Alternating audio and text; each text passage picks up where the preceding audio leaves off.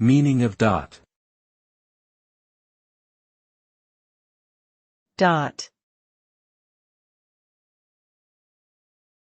Dot. Dot.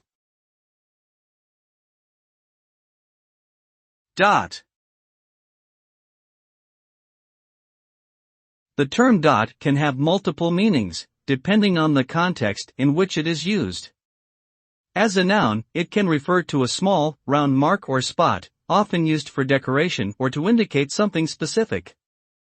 It can also refer to a symbol used in computer programming to separate different parts of a command or file name. As a verb, dot can mean to place dots or spots on something, or to mark something with small points or specks.